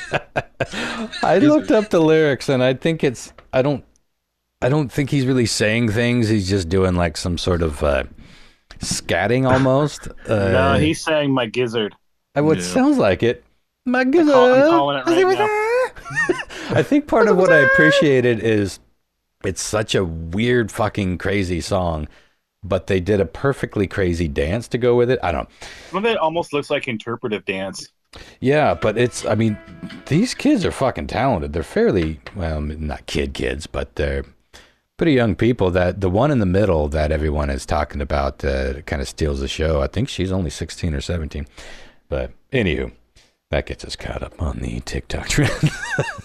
I know I'm alone in this podcast where you guys don't. It's a different world on TikTok versus YouTube and Facebook and Instagram.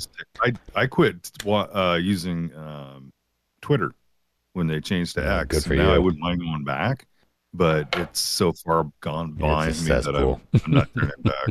Yeah, don't do it. It's the right call. It's not worth it. There's some good porn on there, but that's about it.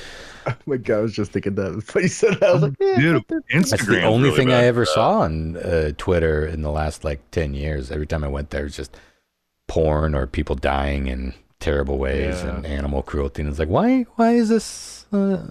No, goodbye. Let me out of here. Well, should we do us a round of weird triv and get on out of here?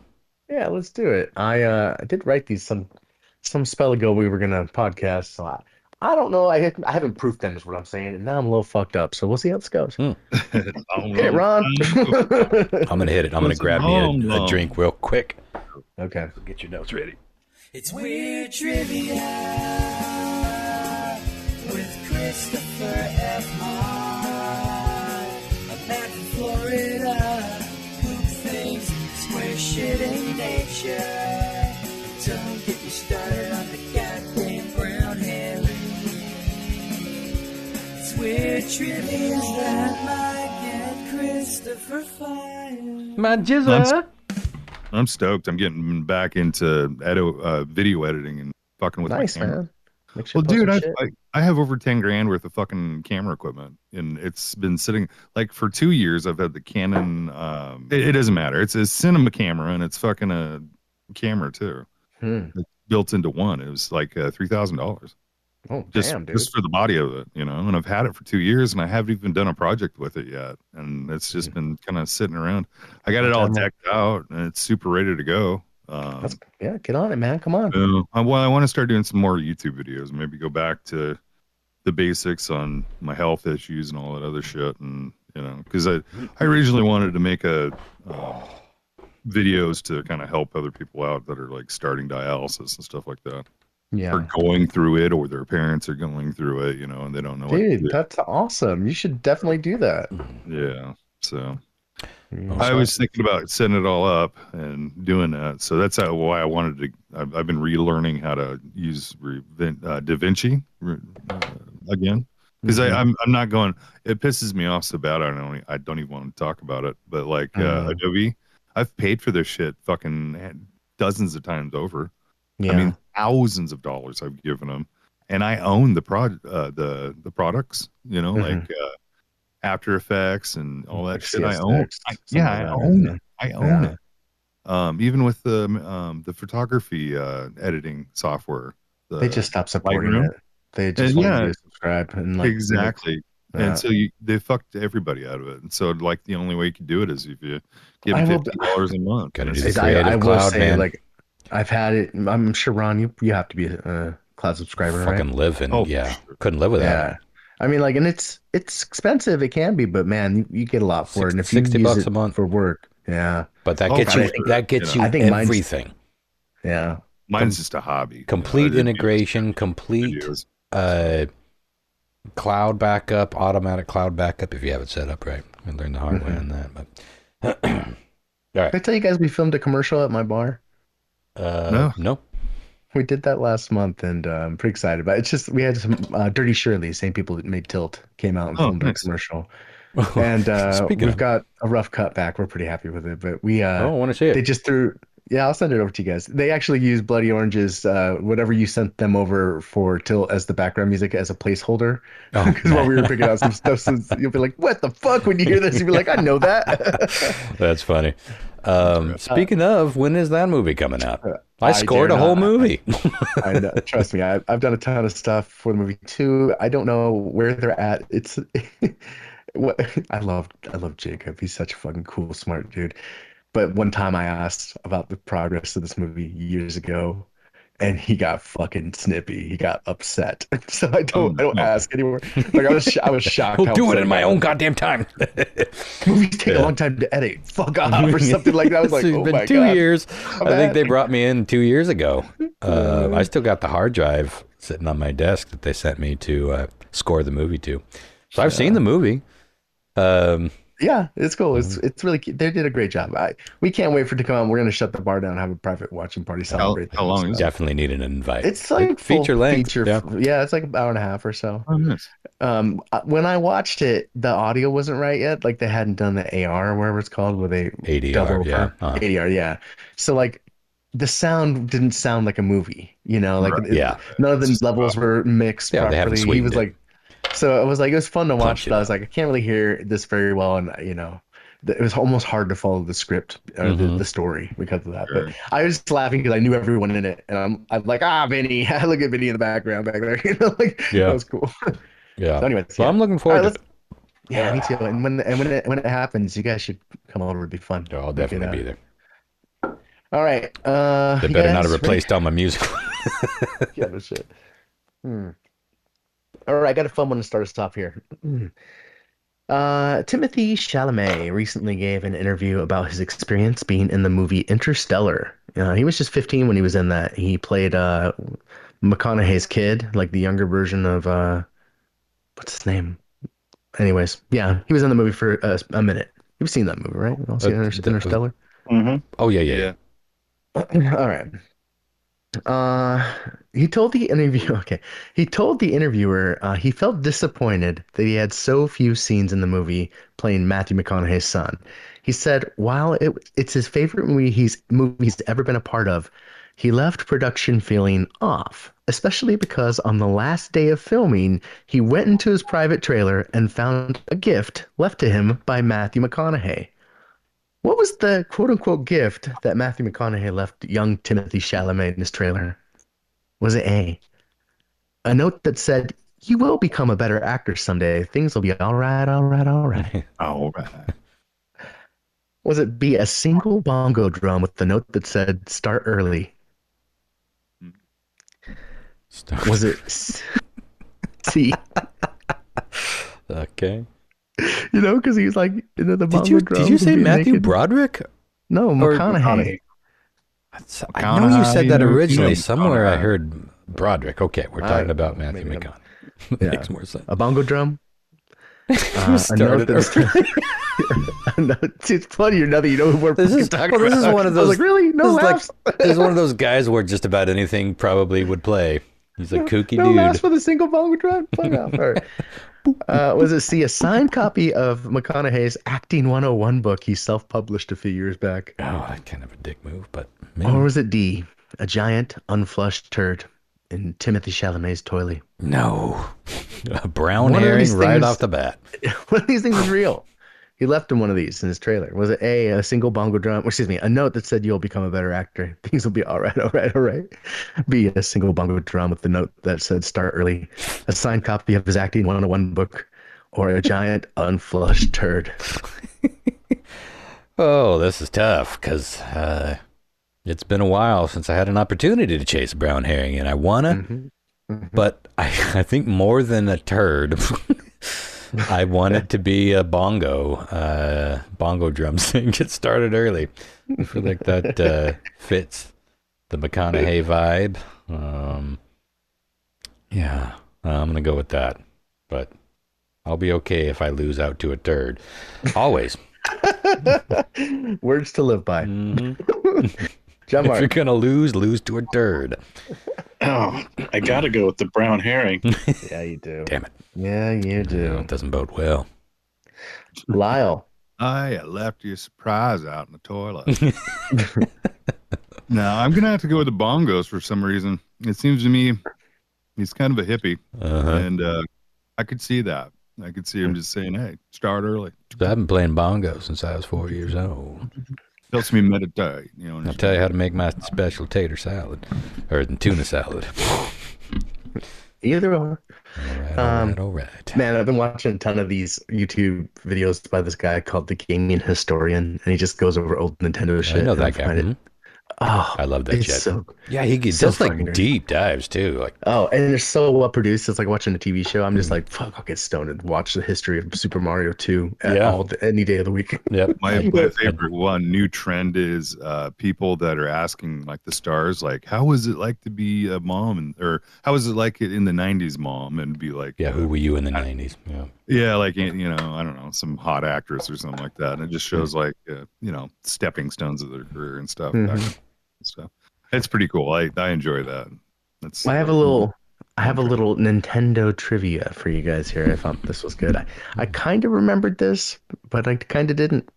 When the NES was released in 1985 in the United States, what did they call the actual console itself? It had a name, had an official name, and it was labeled as such in all variations of the box. So it included your paddles, it included, power cords, and it included this. What was it called? Was it called the Entertainment System Center? Entertainment System Center. Was it called the Control Deck? Right. The Control Deck.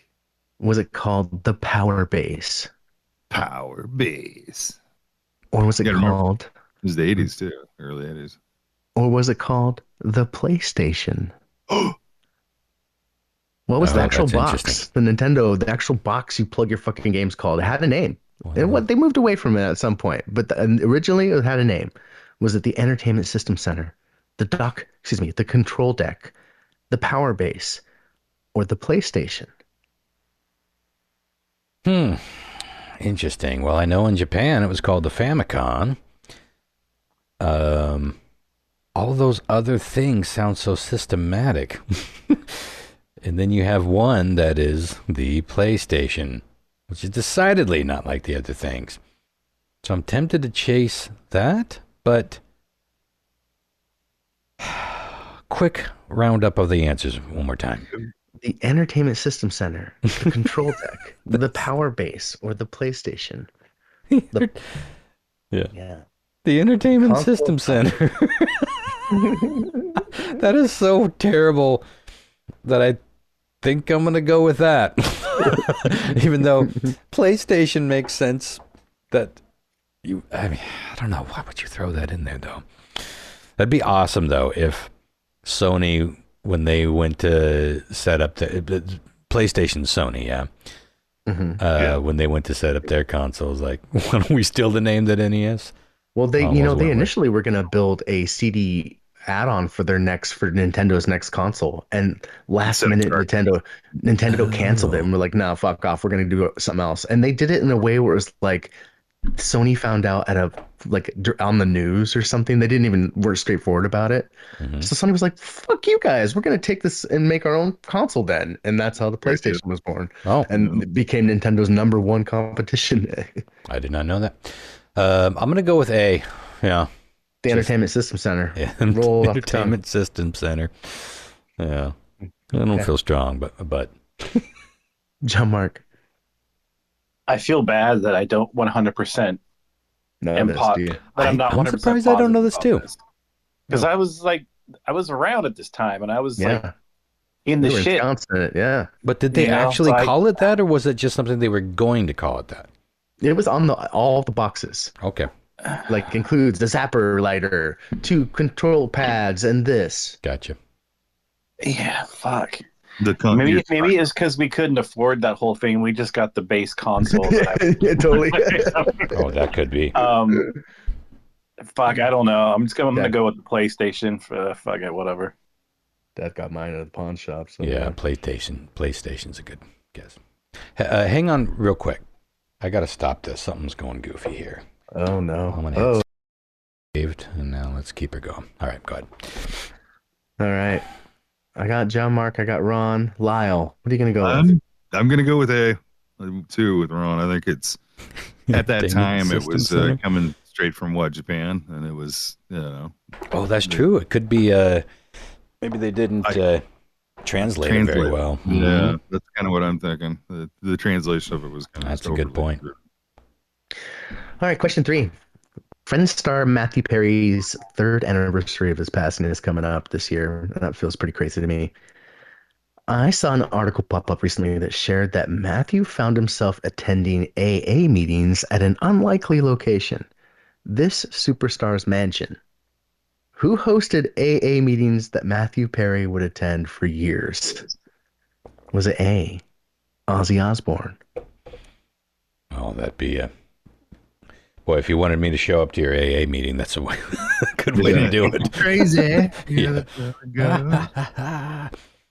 Was it B? Was it B, Mel Gibson? Crazy in a different way. Right. Was it C, Jamie Lee Curtis? Okay. Or is it D, Steven Tyler? Oh, yeah. Who would host AA meetings in their mansion that Matthew Perry would attend for years? Ozzy Osbourne, Mel Gibson, Jamie Lee Curtis, or Steven Tyler? Ronster. Boy, I am torn between Steven Tyler and Ozzy. Just for what I want it to be. Mm-hmm. You do throw them Steven Tylers in there now. Yep. It's my new Eddie Money. That is your new Eddie Money. I'm going to go with Ozzy. I know I've heard other celebrities say that they were... I don't know if they went to AA meetings. Ozzy was he supported other people in their sobriety journeys. I know that. He was a helper. Yes, he was. Yeah, I'm going to go with Ozzy. Okay. John Mark. I feel like I would have heard about, if it was Ozzy, I feel like I would have heard more or read more about that. Yeah, that's true. And have some tinkling of that in the back of my mind, but would have made it like the Osbournes. And I don't know if I've might ever have been on the Osbournes. I don't recall reading anything about or hearing anything about Jamie Lee Curtis doing anything like that or needing to do anything like that. I could be wrong. Who's the other one that's not Steven Tyler? Yeah, I forgot that. Mel Gibson. Oh, yeah, Mel Gibson. Mel. He doesn't seem that altruistic. I'm going to go with Steven Tyler. I like it. I feel like I would have heard about that too, but what the fuck? Yeah. By the way, John Mark, are you 53 now? I'm going to be 55 this year. 55. Ozzy Osbourne was 53 when they started the Osbournes, the reality TV crazy. show. Isn't that crazy? He seemed so old and out of it back then. I know, right? You could barely walk. Yeah. Okay. Out of all those people, the person I could think of at the top of my head that was cared enough, I think, in his community, because he did care. He still does care about a lot of people in his community, is Mel Gibson. And I know that he did suffer with a lot of, I think, drugs and As long as alcohol. they're not Jewish. And I'm not sure how he is today. If I'm pretty sure he's clean and sober, but I know they're going back to work. They're going to do a new Lethal Weapon, which I thought was pretty cool. And is Danny Glover still alive? Yeah, Danny's going to be in it, and I think the other guy. I'll watch Isn't that. he too old for this shit? Yeah, I think he was too old for this shit a long time ago. That's all the trailer needs to be. No, really, we're too old for this shit. Go get some French fries. No, I would watch. I could see that. I could see them hanging out too. Matthew Perry, from Friends. Sure, I could see him and Mel Gibson kind of hanging out. I'm going to Uncle Mills or Mel's. Yeah. I don't know. Uncle Mel's. Oh my. All right, question 4. A recent study in marriages told us that women in marriages feel the most stressed out by their husbands when their husbands do this.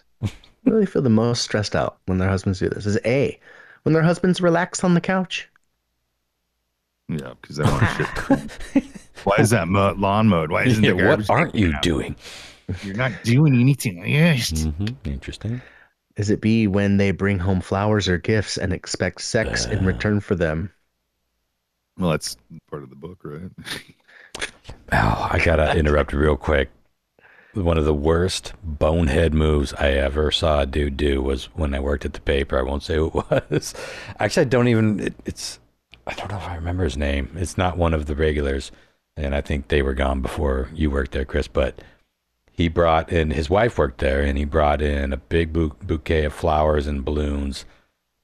One of the balloons said, "I'm sorry." Oh, no. It's like out of the fucking Simpsons. Why do they even offer an "I'm sorry" balloon? He brought it in. She was fucking mortified. She cut the balloon and stabbed it to death. Please forgive me, Karen. They did not laugh. It's public thing, everybody at work. Why would that not be something that you just put on the dining room table for when you come home from work? Yeah. Jesus Christ.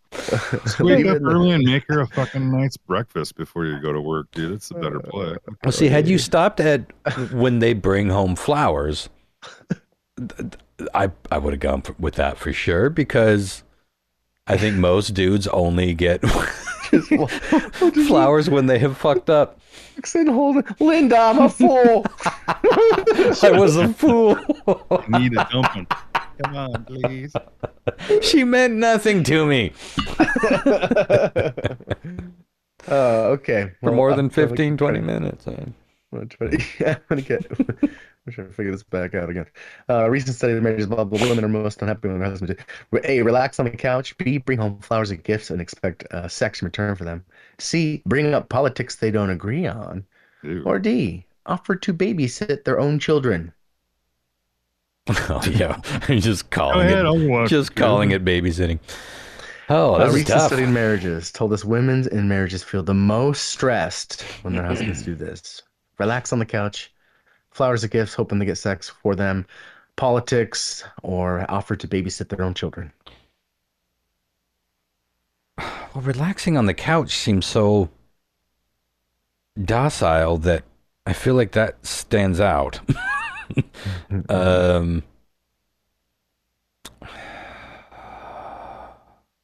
I'm gonna go with that though.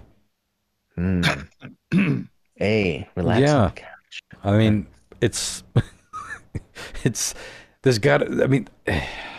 I'm not saying you couldn't have come up with it all on your own, as always, but there seems like there's more of a story behind that one. But I would also believe, the politics thing, man, I'm friends with people that are vehemently opposed to each other's politics that are married. I don't know how they fucking do that. I don't know how you do it. You can disagree a little bit, but if you're vehemently opposed, man, the sex has to be incredible to stay together. Well, after you're done fighting, the sex is probably better. Yeah, that's true. Maybe it's just constant makeup sex. Yeah, I'm going to go with A. Okay. John Mark. I feel like A really depends on a couple of factors, like A, your relationship in general, and B, what you were supposed to be doing. If like your relationship in general, and like also if like do you just do nothing but lay on the couch? Yeah, or is this an ongoing thing? You know what I mean? Are you not out looking for a job? Yeah. So that's kind of what I was thinking conditional to me. So I think I'm going to do with the babysitting thing. Even I roll my eyes when guys say they're babysitting. Not really mine, but it's ours. It's yours. Yeah, that's a pretty big responsibility. Like, yeah, I'll keep these kids alive, and nothing's gonna happen. I swear. Well, it all depends if they're really your biological kids too. Either way, dude. Well, if they're your family, yeah, they're your family. Well, yeah, family's family, but still. Because I babysat Sarah's kids, but not your biological kids, and you're like, oh, I'm gonna babysit. But to say you're babysitting your own children, yeah, that's it's like that's silly. Their dad, Yeah, you're being a dad. Well, you're being a kind of dick, I guess. All right. Is it me? Yep. It is you. It is. I'm. Yeah. You remember Molly Hatchet? Do you remember how she killed her dad? I He was believe laying the on hatchet. Lizzie Borden. Lizzie He was laying Borden. on the couch taking a nap when she fucking cut his head off with a hammer. Allegedly. Allegedly. I'm going with the couch deal, dude. I think that just pisses fucking women off. Just because it's like, I'm fucking sitting here making dinner, doing all this other shit, and you're laying Well, on if the that's the fucking dynamic, couch. yeah, of course. I'm sure That's probably why I what said this it is. depends on the relationship. Yeah, for sure. All right, let's go over the answers and see what happened here. Timothy Chalamet said he loved being in Interstellar, favorite movie he's ever been a part of, but he left this production feeling a little unsettled because he got into his trailer right after Matthew McConaughey was in there. He was getting off, and he was like, "I left something in there for you." And the It kid was goes in, pretty good, huh? and it's a giant fucking turd. He just left in the toilet unflushed, Oh, damn it. just to haze him. And I didn't And chase the brown Right. hair. Timothy never got it. He never was like, "That was funny." He didn't. It just sat with him poorly. Well, how could it not? Yeah. That's my gift. Jean-Marc coming in with a point. All right. It's my gift. I used all the toilet paper too. All right. Oh man. All right. When the NES was released in 1985 in America, they actually had a name for the console, for the brick itself, for the thing you plug everything into. It was labeled on, and it was called the control deck. Oh, damn it. Yeah. Shorter version of the name. Yeah. It's funny, you go back and you look at the artwork. Control and you're like, deck there it isn't that is, bad. The control deck, right on there. Nobody got that. Whiff. Question 3. Well, nice Matthew job Perry, with, what was it? Entertainment Entertainment System Center. System Center. That sounded right to me, man. Yeah, me too. 1985. Yeah. Matthew Perry used to go to AA meetings at this person's house for a long time, apparently, on and off. And it was shocking to me, too, but it was Ozzy Osbourne. Ron had that right. Yeah, Oh, wow. nice. A Okay. little celebrity AA thing that he would do. I got I one. wonder why they didn't show it on the show. Like the odds. Well, that probably was later. Yeah, I think it was, Yeah, true. in the last 10 years, maybe. Okay, and lastly, Ron, you're sitting at 2 points right now. 2? Jean-Marc has, or 1? Excuse me. Let's see. Nope, just Did 1. I get? Yeah. Yeah, because you didn't get Damn question 2 right. Shouldn't have corrected. Wait, didn't you say Ozzy Osbourne for question 3? I did. What was the other one I got right? Oh, The didn't you turd. I The didn't go turd. with the turd. Yeah. I thought you did. No. No, I went with You guys have 1. the bongos. Yeah, you just have I one. went with the bongos. Yeah. So you have 1, and Jean-Marc has 1, and I think that's where we're at. Huh. Seem right? Everyone seems Yep. satisfied? Mhm. Yep. Okay. Oh man, I'm looking at next. I have next week's trivia too, and it's a fucking deuce. Okay. All right. A recent study in marriages told us that women are most unhappy. They get most stressed out when their husbands relax on the couch. Ron, there was your second Interesting. point, Ron. Because they often get into the thing of like, there's so much shit that needs to be done. Like, what are you doing?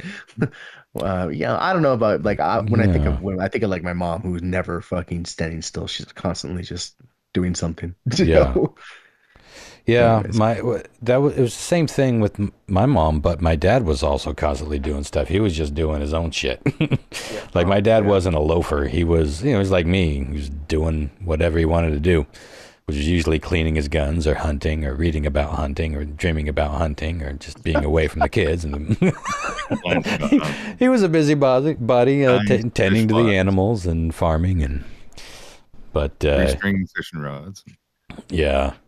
A loafer. I think a loafer in general. I'd be interested to hear how men would respond to that same question. Anyway. Congratulations, Ron. You won that one, buddy. Oh, I did win. Okay. 2 points. Yep. Yeah, You did. All Win right. it. Well, was not expecting that. Didn't feel good about any of those answers. Wasn't feel good about how it went, but still got it. I can still got it, sneak baby. a few W's in there. Well, that was fun. It was long overdue catch-up. And before we get out of here, Chris, if you need to take off, go ahead. But I want Lyle to do a real quick catch up because you almost died for what, the 27th time? Yeah, but really, really, really. This one was a pretty major one. You genuinely almost died. Yeah. And Twice. I might have actually. We talk about that real quick before we get on out of here. Yeah. Well, like before I was hospitalized earlier this year, I was I'm trying to remember. It's been so much shit that's gone on. It's been a month. Yeah. But like prior to that, something else happened where it was with my heart. I think it was when I had an episode. I went into the hospital and they kept me overnight and they checked me, but there was nothing really wrong. They didn't really cardiovert me or anything like that. So they sent me loose, but something wasn't right. And so I decided to sign up for the cardio rehab, which is so I do dialysis Tuesdays, Wednesdays, and Thursdays from like 6 a.m. till noon. And then the next day I always have off. And I started going to cardio rehab, which is just exercising with, nurses around and stuff like that. And it's an hour. It's like I start at 7 and usually out of there about 8:39. And I was 2 weeks deep, I think, maybe a month in to cardio rehab. And it's really just working out. It's simple cardio stuff. It's like 20 minutes on the treadmill, 20 minutes on an arm bike, and 20 minutes on an elliptical, and then you had a cool down thing. They monitor you the entire time and they're there. So like if anything happens, they could, you're at the hospital. What could go wrong, Right. And so I finished up and I wasn't feeling good. I was having a really hard time getting through the session because I don't like to fuck off and just say, I quit, so I stuck it out. You feel like shit. And I got out to the hospital in my car and I had to sit down. There's benches there. I had to sit down because I was going to pass out. I was having that issue again, right? Where I can't catch my breath and, I got to sit down before you fall down. So I was sitting down and I let it pass and it passed and I continued, and I had to get some stuff at the store. So I went to the store and this is early morning. This is like 9:00 in the morning. And I was pussyfooting it through the store, walking really slow, using the cart, it was kind of like a brace. Got my stuff, got out of there, went home. And then periodically through the day, it just got worse and worse and worse. And to the point it was the evening time. And I was like, at that time, I was like kind of cripping around on a cane, so I had like 3 points of contact kind of a deal, while I was walking around. And I didn't really travel much, it was just basically in my room and in my bathroom. And all of a sudden, I got to the point where last time I went to the hospital, when I had to call an ambulance, where I knew I could only move once, and I better pick a fucking goddamn good spot to fucking move to, because I'm not going to be able to get up on my own accord. And 2, I need to get to the hospital. I need the ambulance here. And I was at that point, and it was about 10 o'clock in the evening, and I'm literally like in my fucking shorts, and that's it. And I'm sitting at my desk. I decided to sit on my desk because I was sitting on the edge of my bed the whole time. I decided to sit on my desk because, the chair's got wheels on it. If they have to, they could wheel me out through my chair out in the living room where they could put me on a gurney or whatever. And, I yelled at my brother. He came in and I'm like, dude, you got to call 911. I'm fucked up. I'm having an heart attack or something. I don't know what's going on, but I need it now. He called 911. The ambulance drivers came in. I couldn't breathe, dude. I'm like literally with my head on my hands, with my head on my desk, if that makes sense. So my hands are kind of like on the top of the desk with my head on top of my hands. Mm-hmm. And I'm hyperventilating. I can't breathe. I just couldn't get any air into my lungs. And they showed up and they're freaking out because, once you get them in my room, I have my desk and I have all my medication that's on the top shelf, which is about 12, pill bottles. I'm sick, and other shit. So they're kind of freaking out a little bit and, wondering that I'm having like a drug problem or something, like an overdose. And I'm like, no, I'm not having an overdose, dude. I'm a dialysis patient. I had to explain to him, but I can't breathe. And they brought in an oxygen thing even, and I couldn't wear it. They were trying to put it on me, and I'm trying to hold it on and trying to breathe, and I still couldn't get air. And we'll make sense of all this as the story continues. From my desk to the back of the ambulance, I don't remember. So I blacked out at my desk, and my brother said that in the hallway when they had the lights on and stuff and was pushing me onto the gurney and stuff like that, my eyes were in the back of my head and I was Jesus, man. Yikes. And so they got me into the back of the ambulance. And once I was in the back of the ambulance and they had oxygen on me, I came to. And so I was awake. I woke up and I was in the back of the ambulance. And I know where I was. And it was cold as fuck because it was like 30 degrees out. I'm on my shorts outside. And I don't know what kicked it back to, because I'll tell you later as the story progresses. So from there, my brother, I guess, he decided to go pick up my mom and meet me at the hospital. And so from the parking lot, we went to the hospital. And I remember getting to the hospital. I remember getting into the room and my brother and my mom showing. And where we're talking, and I was calm. I was pretty cool. I had a cannula, oxygen in my nose, and I was talking, and I felt okay. I didn't feel like I was going to freak out. I could breathe properly, and everything was fine until I closed my eyes for a second. And when I did, it put me into some type of a seizure. Jesus. Because I woke up out of it and I couldn't breathe. I woke up and my eyes are bugging wide. And I'm in the same condition where I'm gasping for air. It's like I can't breathe. I can't fucking breathe. And they're trying to get the cannula off to put the big mask on, and I'm trying to grab it, to put it on. And I'm, because I'm kind of like helping myself while they're helping me.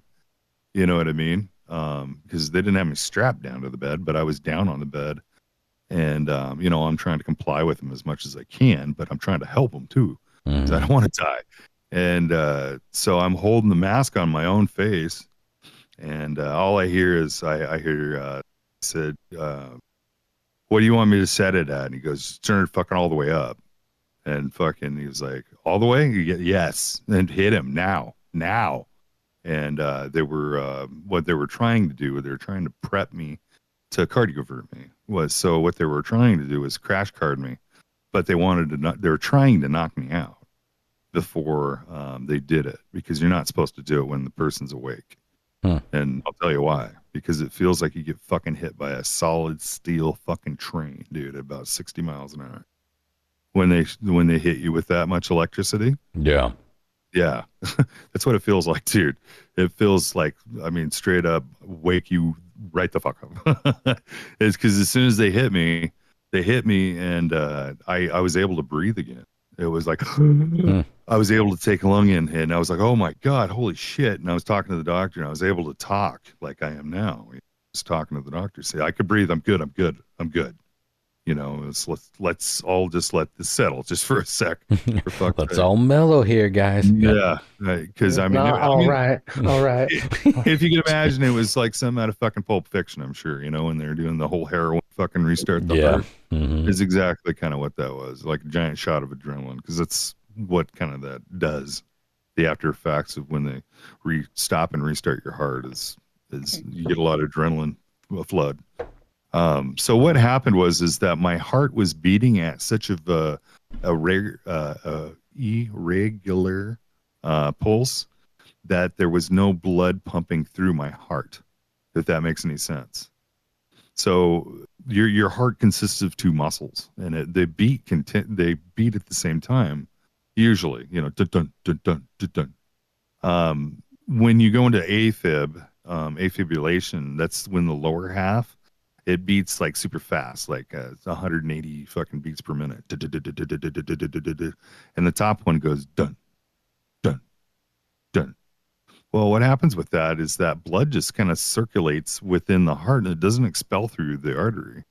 And on top of it all, I did have a blood clot in the third artery, the middle one. It's the one it basically pumps like 70% of your blood through your heart. It's the big boy, they call it the Widowmaker, but it's the big boy that usually pumps the most blood through, it was kind of clogged off with the blood clot. There was a blood clot inside of there that they found the next day. But I'm kind of jumping around a little bit. So basically what they described to me is that my heart was in such a rhythm that there was no oxygen in my blood. And that's why I couldn't breathe, because my lungs weren't, they weren't they weren't ingesting the oxygen in the air because there was no blood to my lungs. Does that make sense? So that's when I was hyperventilating and I couldn't get a deep breath. It's because my lungs weren't allowing it, because it wasn't able to detect that there was any oxygen. Crazy, so man.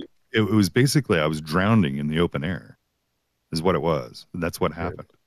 Yeah, dude. It's a really fucked thing, and most people don't live from it.